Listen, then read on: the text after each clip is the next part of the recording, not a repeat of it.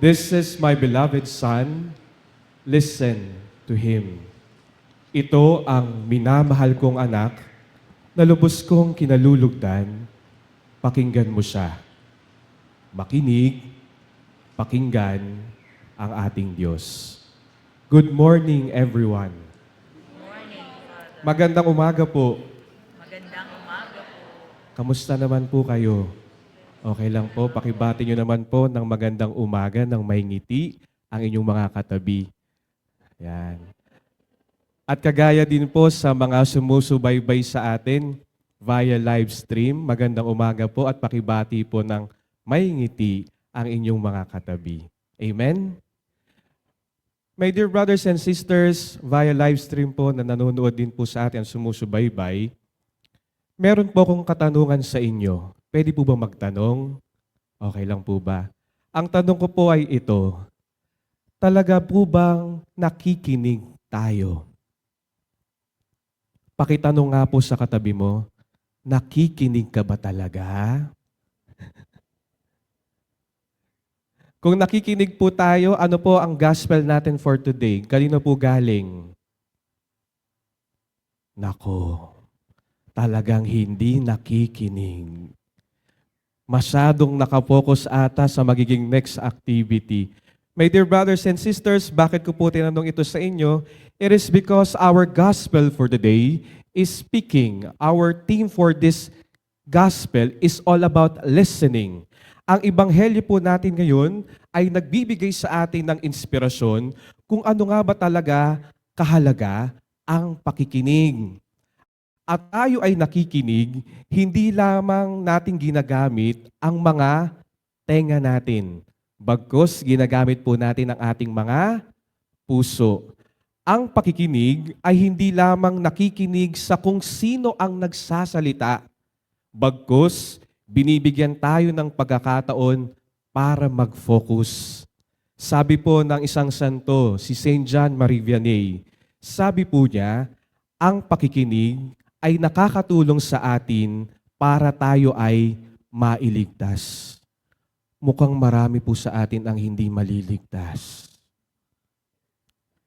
Katulad na lamang po pag isang estudyante at kabataan, sinabi na nga ng magulang, gawin mo to, pero anong ginawa ng isang estudyante at kabataan? Hindi niya sinunod ang kanyang magulang. Ano nangyari po sa kanya? Siya ay napahamak. Ganon din po sa mag-asawa.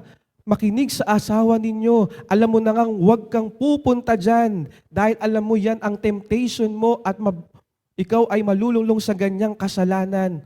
Pero ano pa rin ginawa ng asawa? Pumunta pa rin. Hindi sinunod yung asawa. Napahamak. My dear brothers and sisters, ang pakikinig o listening gives us to experience God. Pakiulit nga po, God. Pakilakasan nga po, God. Because listening is experiencing God. The G, the O, and the D. When we listen, we experience God. We will experience G, glory. We will experience O, opportunity. And most especially when we listen, we will be experiencing and attaining this D, the destiny. Listening is experiencing glory, opportunity, and destiny. When we listen, we will experience God, the glory, the opportunity, and the destiny. Ang una kong punto ay glory, luwalhati. Ang pagbabagong anyo po ni Jesus, narinig po natin sa Ebanghelyo, ang tinatawag po nating transfiguration. Nagkaroon ng pagbabagong anyo si Jesus sa Bundok Tabor ay isa po sa hindi makakalimutang pangyayari ng kaluwalhatian. An unforgettable moment of glory para kay Pedro, Santiago at Juan, Peter, James, and John. Dahil nakita nila ang pagbabagong anyo ni Jesus na sobrang ningning at sobrang puti, nagliwanag na parang araw ang kanyang mukha at pumuting parang busilak ang kanyang damit. Naranasan po nila na parang, Lord, ang saya-saya na dito. Ang sarap-sarap na pala dito. Gustong-gusto na namin dito. Pero nung narinig nila ang boses ng Amang nasa langit, ito ang minamahal kong anak na lubos kong kinalulugdan. Pakinggan niyo siya. Ano po ang ginawa ng tatlo? Nakinig sila, sumunod, at kanilang napagtanto na para maranasan po ang kaluwalhatian, ang glory, dapat po muna nating maranasan ang sakit, ang hirap, ang pighati, ang mga krus sa buhay. Dahil pinaghihirapan po ang tinatawag nating glory. Dahil hindi po sa buhay natin, hindi laging masaya, laging maayos, lagi pong nasa peak, lagi po nasa bundok tabor. Pero kailangan po natin mag-struggle to strive for better at maranasan lahat ng pagsubok at sakit ng buhay. But remember, my dear brothers and sisters, Jesus is always with us. Sasamahan niya tayo sa buhay nating punong-puno ng krus. Ang kailangan lang natin gawin, makinig at sundin ang kanyang sinasabi sa atin.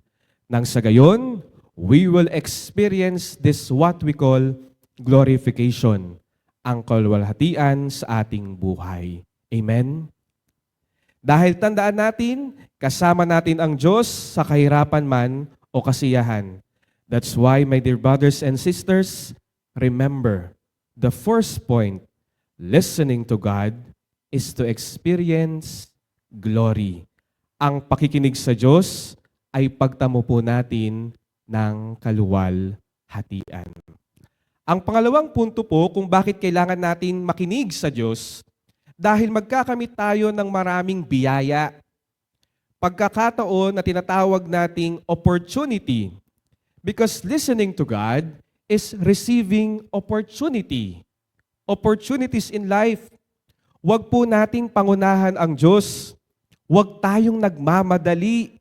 Ibibigay ng Panginoon ang nararapat at makakabuti sa atin. Huwag nating pangunahan ang kanyang gusto. Dahil may plano po ang Diyos para sa atin. Pakisabi po sa katabi mo, may plano ang Diyos sa iyo. Huwag po tayong atat, makinig at maghintay. Makinig para makatanggap ng biyaya galing sa Diyos. For us to receive opportunities in life, huwag po tayong pasaway. Huwag nangunguna. Huwag pabida-bida. Huwag nating gustuhin ang gusto natin. Dapat lagi nating gustuhin ang plano ng Diyos para sa atin. Makinig tayo muna sa Kanya because not our will, but yours be done. Amen? Listening to God is experiencing and receiving opportunities. Ano po yung una? Glory. Ano po yung pangalawa? At pangatlong punto po, and the most important thing that we have to remember, ang pakikinig sa Diyos ay daan patungo sa ating destinasyon. Listening to God is to attain our destiny. And what is our destiny? Our destiny is to be with God in heaven. Lahat tayo gustong pumunta ng langit. Wala naman po siguro na gusto dito na pumunta ng impyerno. What is the fasting thing we have to do? And the best thing that we have to do is listen, makinig nang makamit ang langit. Pero hindi lang natatapos sa pakikinig. Dapat susunod tayo. Iba po ang pakikinig sa pakikinig ng may pagsunod. At the end of our conversation to God, we must follow Him. Nakakalungkot po, marami po sa atin ang ganito. Nakikinig naman po ako, Father. Pero ang hirap sumunod. Sinasabi na, mahalin mo ang kapwa mo. Kahit napaka-toxic niya. Kahit sinasabihan ka ng masasama, pero sinasabi ng Panginoon, mahalin mo pa rin sila. Sinabi ng patawarin mo na yung kapwa mo. Tingnan nyo nga po yung kapwa nyo, yung katabi nyo. Pinapatawad mo na ba yan? Kahit ganyan po ang kanyang pagmumukha.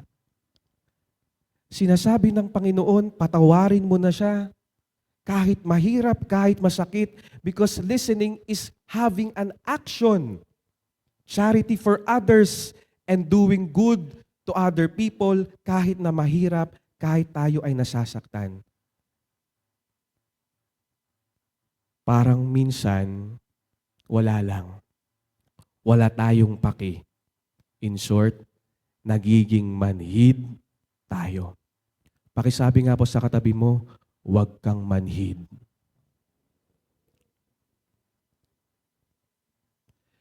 Mga kapatid, listening is also reawakening our consciences because listening is touching our hearts that will give us to move, to act for the good of everyone. Dapat po, pag tayo ay nakikinig, napapagalaw tayo.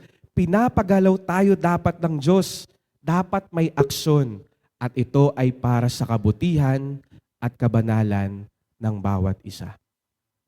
May all of us, my dear brothers and sisters, who are also joining us via live stream, nawa tayong lahat ay makinig sa Diyos ng ating maranasan ang luwalhati ng Diyos, the glory, at makatanggap ng biyaya, the opportunity, nang sa gayon, tayo ay makapunta sa langit, our destiny. Because listening to God is experiencing God. Glory, opportunity, and destiny. Amen? Last na lang po, kasi nakita ko po, this is also a healing mass. I want to share with you a story of healing. Okay lang po ba magkwento? Alam niyo po, si Father Julius, 4 po kami magkakapatid. Ako po yung bunso. During that time na ako po ay prep, dahil malayo po ang agwat ko sa kanila, yung mga kapatid ko po ay elementary. Nung time naman po na elementary ako, sila naman po ay high school. In short po, hindi kami close. Gusto ko makipaglaro, wala akong kalaro. Dumating ako nung high school, ako po ay isang naging pasaway po na isang kabataan. And every time po, pag umuwi po yung tatay ko, lagi po kaming dinidisiplina. Kami po magkakapatid. Alam niyo po, mga bata pa lang kami pong 4 na magkakapatid, pinaluhod po kami sa asin ng tatay ko. May encyclopedia, tapos nakaharap po sa wall. Ay, hindi po kayo yung wall ha. Nakaharap po sa wall. Nung nakaharap po kami sa wall, kasi pag may kasalanan po kami ganun, every time po pag umuwi ang tatay ko, disiplinado. Hindi na nga kami close ng mga kapatid ko, hindi pa kami close ng tatay ko. To make the long story short, alam niyo po, pumasok po ako ng seminaryo. And you know what? Minsan lang po ako mag-confess. It is just a form of escape. Why I entered the seminary? Because ayoko na pong makita yung mga kapatid ko. At the same time, galit po ako sa tatay ko. And during that time na pumasok po ako ng seminaryo, ika-third year ko po sa seminary, what happened? There was an instance of a talk, a seminar, yung pari po namin doon na in charge. Nagbigay po siya ng talk about sa family, background sa family, may pinagawa pa po sa aming na diagram. And he talk about, ang sarap maglakbay sa seminaryo pag alam mong okay yung family mo. Alam niyo po, after that seminar, after that talk, I talked to that priest and I really cried. Sobrang iyak ko po. Kasi kinuwento ko yung buhay ko na naranasan ko kasama yung mga kapatid ko at every time umuwi yung tatay ko na may galit ako dito. That's why, to make the long story short po what happened, I went out. Lumabas po ako. Pero alam nyo, nakausap ko man yung mga kapatid ko, but unfortunately, yung tatay ko hindi naka-uwi. That's why yung mission ko po ay hindi accomplished. Anong ginawa po sa akin ng superior namin? Sabi niya, di pa po ako pari that time, sabi niya, Brother Julius, balik ka na. Bumalik po ako na umiiyak kasi hindi ko man lang nasettle para maglakbay ng smooth sa seminaryo dahil hindi ko nga nakausap yung tatay ko. To make the long story short, alam niyo po, every year sa seminary, gusto ko na pong umalis. Lagi po yan. Alis po ako ng alis. May time na nagpapaalam ako, pero bakit pa rin ako nag-i-stay? Ika-second year ko po ng theology, last year na lang, gagraduate na ako. Umuwi yung tatay ko. Pag uwi ng tatay ko, walang-walang dala. Why? Naloko po siya sa abroad ng kanyang kapwa kasamahan. Hiniram po yung credit card, hindi na naibalik, hindi na siya binayaran. Pag uwi niya dito, walang-wala dahil tinakbuhan siya. To make the long story short, ang tatay ko po ay naging tambay. Tambay po siya. At alam nyo, darating na po yung aking graduation. Graduating na po ako, ika-third year. What happened to my father? Alam nyo po, yung tatay ko, malapit na po ako graduate, nabundol po ng motor. Nung nabundol po siya ng motor, alam niyo po yung senaryo, I was giving a talk to certain students. I have 3 schools to go.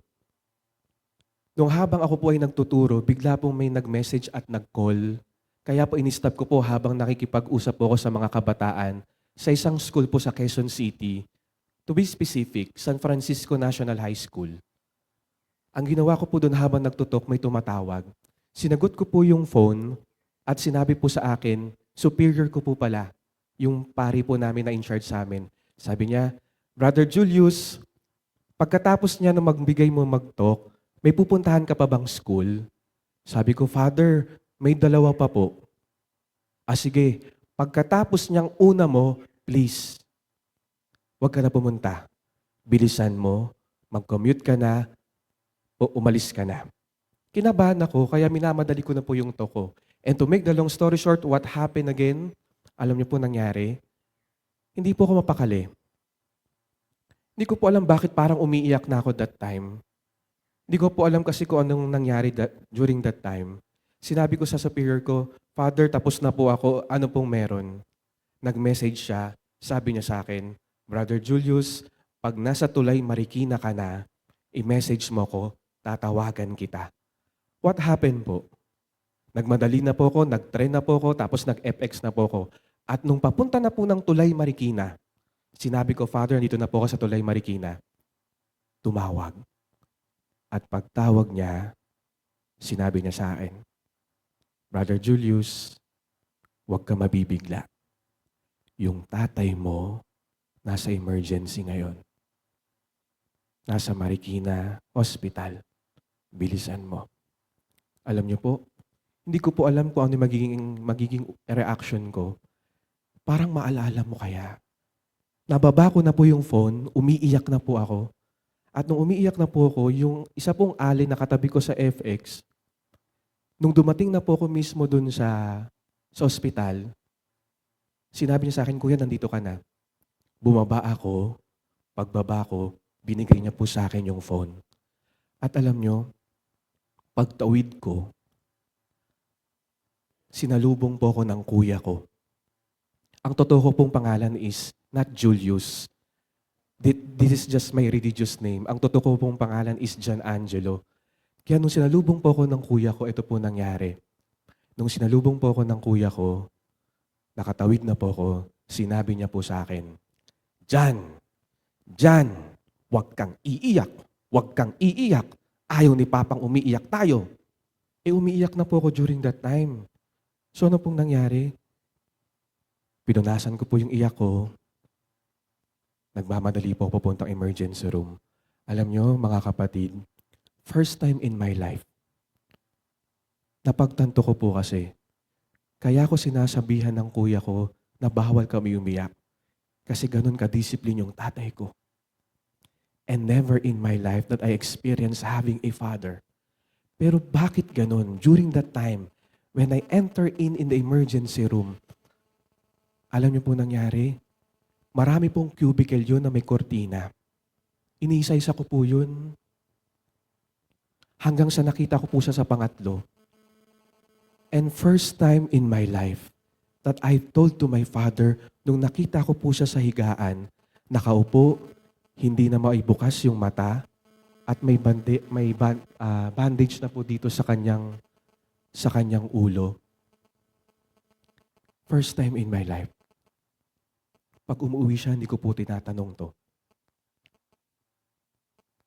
Sinabi ko sa tatay ko, "Pa, kamusta?" Tapos niyakap ko. And what happened? Dumating po yung result. Dumating po yung findings. Alam niyo po yung findings?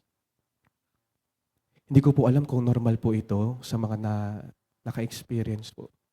Dumating po yung findings. Ang tatay ko po,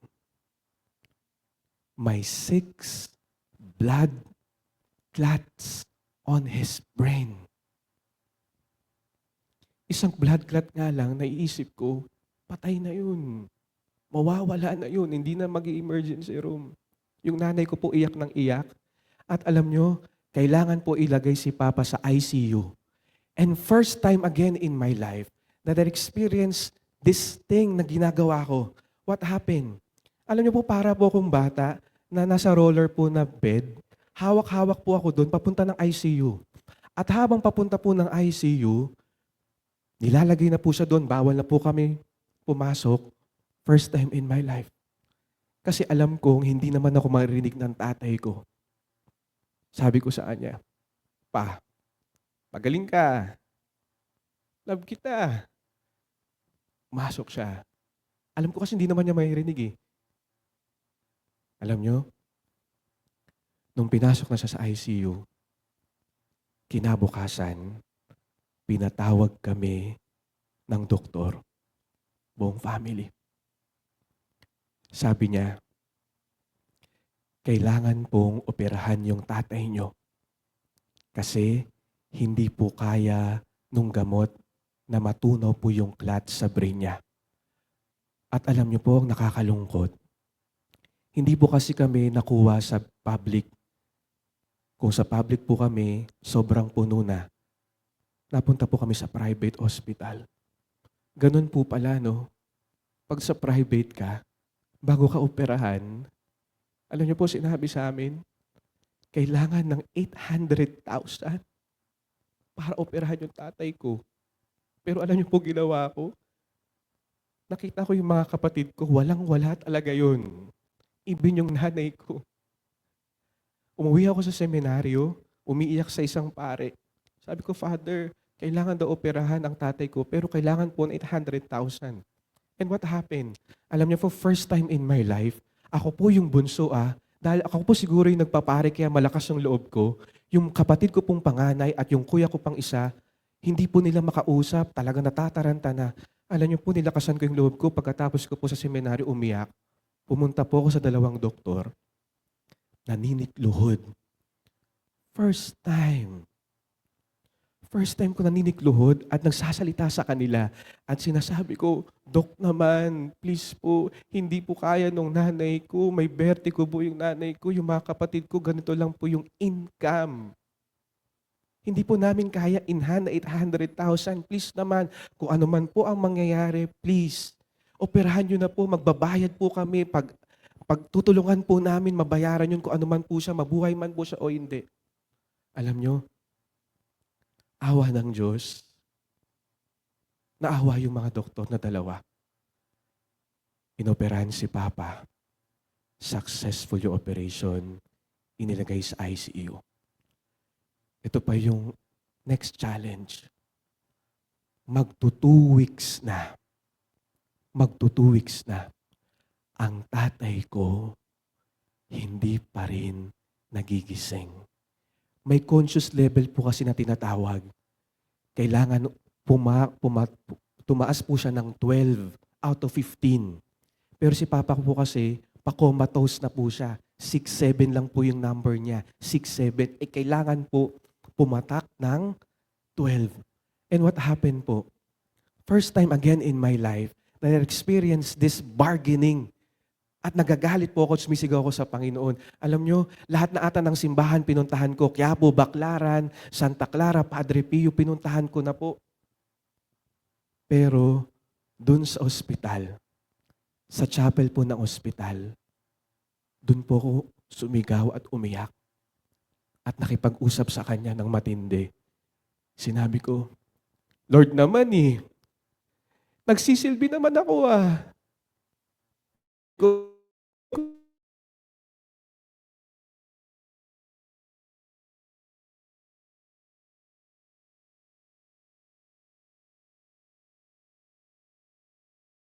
Please, buhayin mo siya.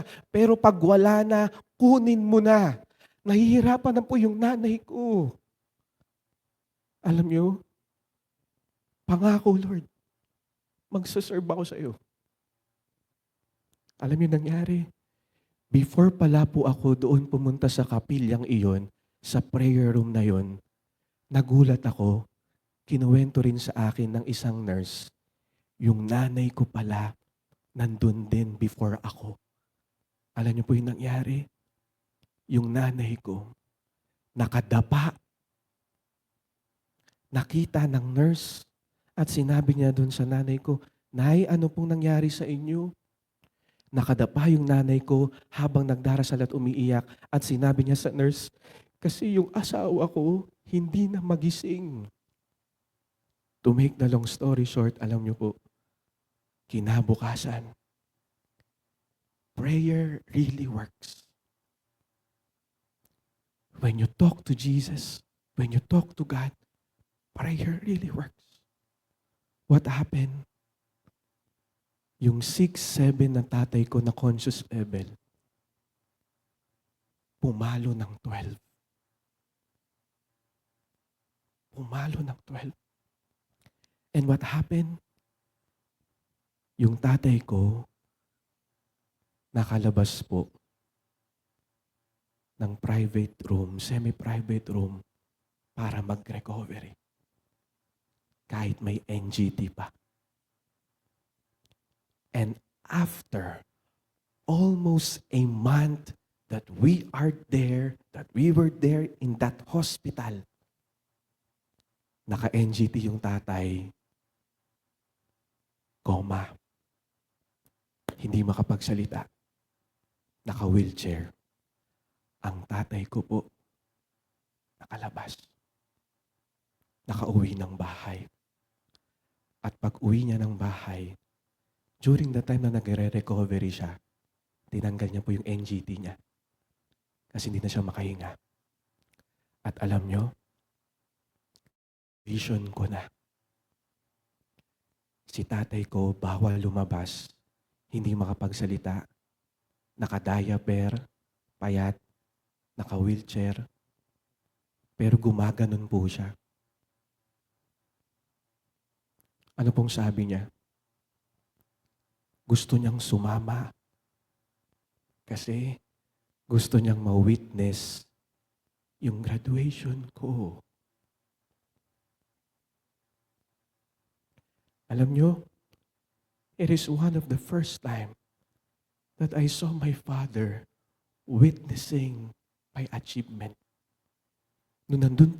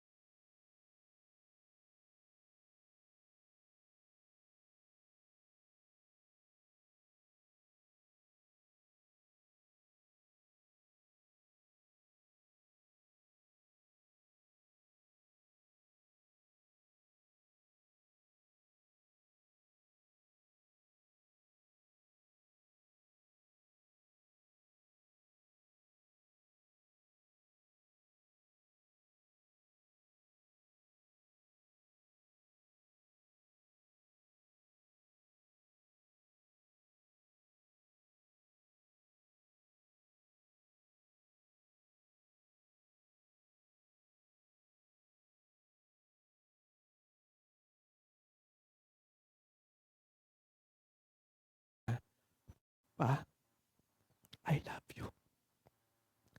Kaya alam nyo, nung ng graduation ko, yung tatay ko, nung umuwi na ng bahay, suot-suot niya yung medal. Nagulat din ako nung umuwi ako ng seminaryo, habang natutulog siya, suot-suot niya yung medal. Kinabukasan, suot-suot pa rin niya yung medal. Akala ko, hindi proud yung tatay ko sa akin. Akala ko, wala akong tatay. Pero nagkamali ako. From that very moment, I was healed. Gumaling din yung tatay ko. And you know what? Last February 26, my father celebrated his 71st birthday. Nakakakad na. Nakakapagsalita na. At alam nyo, hanggang ngayon, iba pa rin iyak sa akin because it was 7 years ago. Kaya promise ko sa tatay ko, kahit nasan akong misyon, pag uuwi ako sa kanya, I have to make sure sabay kami kakain. Pag matutulog siya, tatabi ako. At hindi lamang iyan, pag uuwi ako, papunta na dito na pabalik na ng Bataan, ikikiss ko siya sa noo at sasabihin ko sa kanya, Pa, I love you. Hindi lang sa tatay ko, pero ngayon, to be honest with you, pati sa mga kapatid ko, hindi na ako ma-pride. Hindi na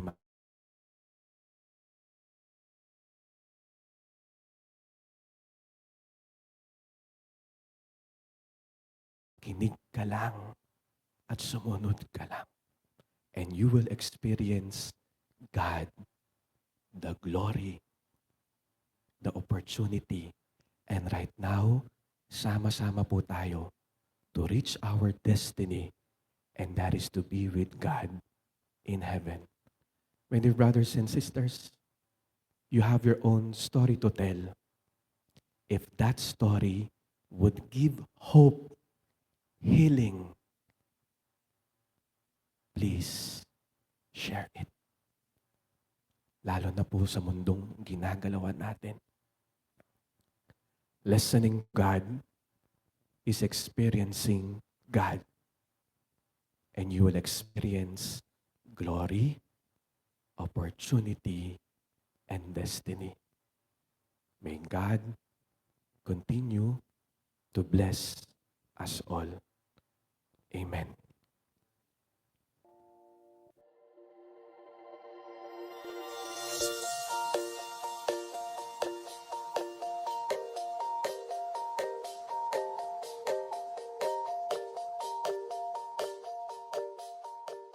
Thank you for joining us. View our past broadcast on the St. Peter Community YouTube channel and St. Peter Community Facebook page. Don't forget to like, to share, to subscribe, and hit the bell so you can be notified on our upcoming activities. Maraming salamat po at laging tandaan, unahin natin lagi